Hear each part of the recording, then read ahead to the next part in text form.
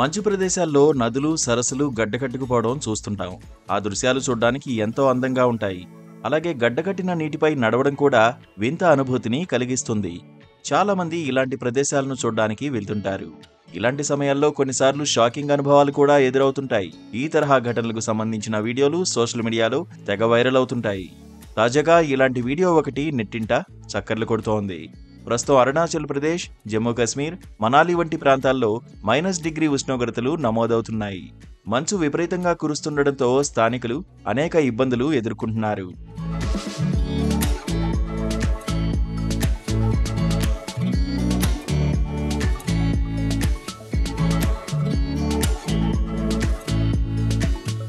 నదులు గడ్డకట్టినప్పుడు వాటిపై నడుస్తుంటే వచ్చే మజా వేరు. ఈ క్రమంలోనే అరుణాచల్ ప్రదేశ్లో చోటు చేసుకున్న ఘటనకు సంబంధించిన వీడియో ప్రస్తుతం సోషల్ మీడియాలో వైరల్ అవుతోంది. విపరీతమైన మంచు కారణంగా స్థానికంగా ఉన్న సరస్సులు గడ్డకట్టుకుపోయాయి.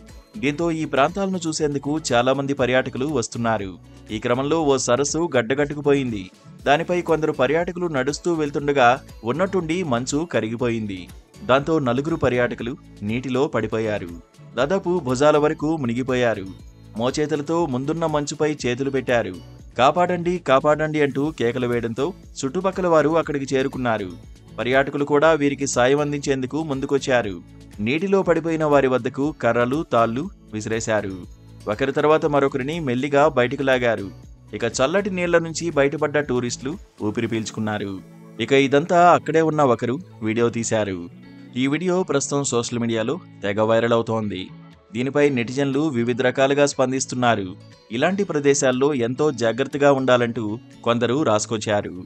సమయానికి స్పందించి వారి ప్రాణాలను కాపాడారు. నిజంగా గ్రేట్ అంటూ కాపాడిన వారిని మరికొందరు పొగిడారు.